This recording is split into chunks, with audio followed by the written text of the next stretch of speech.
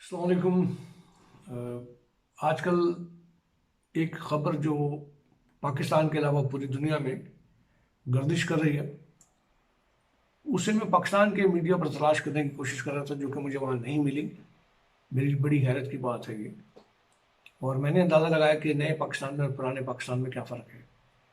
General Asim Salim Bajwa, इनके हवाले से ख़बर गर्दिश कर रही है पाकिस्तान से बाहर, मुख्तलिफ़ वेबसाइट पर, मुख्तलिफ़ मीडिया पर, सिवाय पाकिस्तान के मीडिया के। इस बात से कि वो खबर जो है वो सच्ची है या झूठी है, ये मेरा से कोई वास्ता नहीं। पाकिस्तान की अफवाज जो है वो हम सब के लिए काबिल एहतराम है। पाकिस्तान का जो अदारा है, फौजी अदारा जो है, अस्करी अदारा जो है, वो हमारे लिए काबिल एहतराम है। लेकिन ये तय कर लेना कि फ़ौज में 100% फरिश्ते हैं, ये गलत है। इस बात को देखें आप कि मेरे लिए ये ख़बर से ज़्यादा जो तकलीफ दह बात है वो ये है कि हमारे मुल्क में सियासतदान साल साल, डेढ़ डेढ़ साल नैब की कस्टडी में रहते हैं और बाहर आते हैं, सुप्रीम कोर्ट के ये फैसले आते हैं कि इनके खिलाफ कुछ मिला नहीं, और वो जो टाइम उन्होंने जेलों में, अकूबत खानों में गुजारा होता है, उसकी कोई सुनवाई नहीं होती।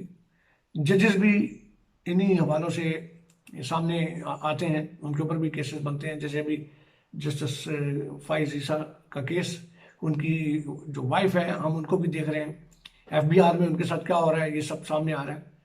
लेकिन एक जनरल के असासे जो हैं, गो के हो सकता है झूठ हो, उनकी खबर जो है वो चलाते हुए पाकिस्तानी मीडिया की टांगे कांप रही हैं।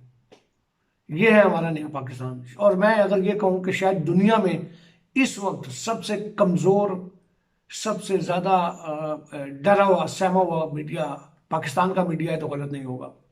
क्या हो जाता अगर ये खबर जो है वो ये है कि आसिम सलीम बाजवा साहब के असासों के हवाले से एक सहाफ़ी ने ये लगाई, खबर लगाई, जो कि फैक्ट फॉक्स नामी एक वेबसाइट पर।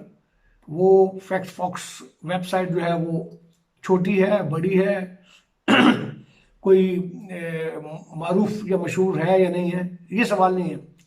उस पर ये खबर आई, जिस सहाफ़ी ने ये खबर लगाई, सहाफ़ी अहमद नूरानी ने, उसका कद काट पाकिस्तान में जाना जाता है, क्योंकि वो एक मारूफ सहाफ़ी है।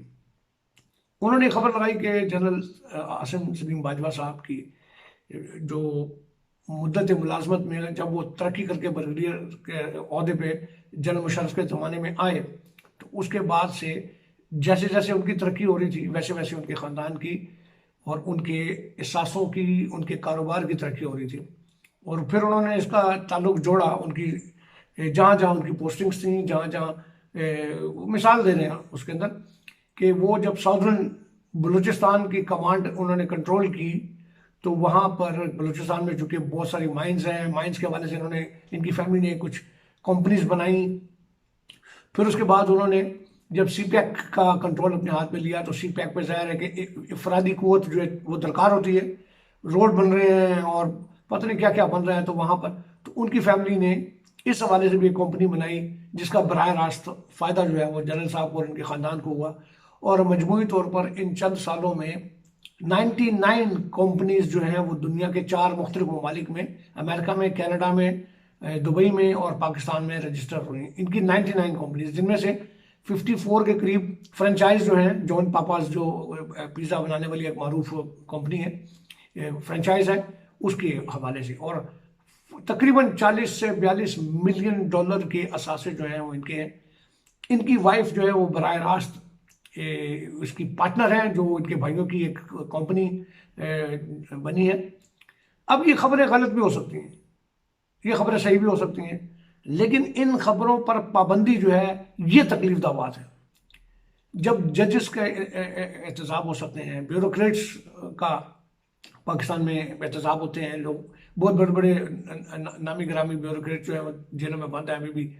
सियासतदान, बड़े टॉप सियासतदान जो हैं, नवाज शरीफ जैसे लोग भी अंदर बंद रहे हैं, आसिफ जरदारी साहब बंद रहे हैं। तो क्या वजह है? और कुछ अजीबोगरीब खेल खेला जा रहा है। ये छोटी छोटी चीज़ें हैं जिनको जोड़ के मैं कुछ देखना चाहता हूँ कि आप देखें, हमारी बेटी है, बेनज़ीर की बेटी जो है, वो बेटी हमारी, बहन हमारी, उसको नकीबुल्ला के साथ जोड़ा जा रहा है और राव अनवार को उसके साथ जोड़ा जा रहा है, और ये शो किया जा रहा है कि ये सारी चीज़ें जो है इनके पीछे जरदारी है। अब देखा जाए तो राव अनवार किसकी कस्टडी में है?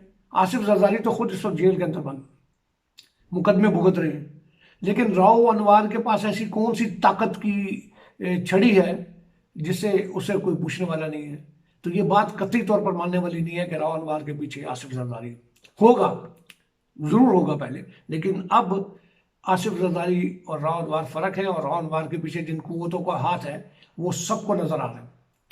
तो ये इस तरह की बातें जो हैं वो हमारे मीडिया के लिए, इसकी आज़ादी के लिए और हमारे माशरे के गर्दन घोंटने के लिए ये चीज़ें जो हैं ये गलत हैं।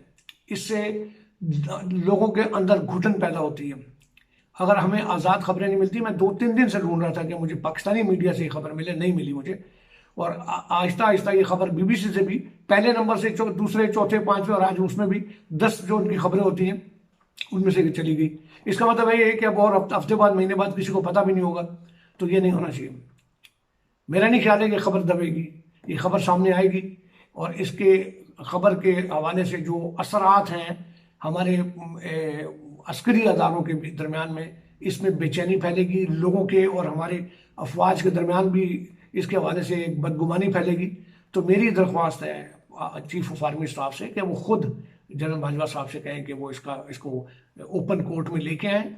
अगर साफ़ी साहब गलत हैं, नौरानी साहब, तो उनको कोर्ट में लेके आएँ, और अगर वो ठीक हैं तो उन असासों की एक ओपन और फेयर ट्रायल के तौर पे इसको सामने आना चाहिए, और गलत को गलत और सही को सही होना चाहिए। लेकिन मीडिया के ऊपर ये जो पाबंदी है ये बड़ी शर्मनाक है ये, और मैं ये जानता हूँ कि मीडिया नहीं कर रही, उसको पाबंदी करवाई जा रही है। इन चीज़ों को देखना होगा। बहुत शुक्रिया, थैंक यू।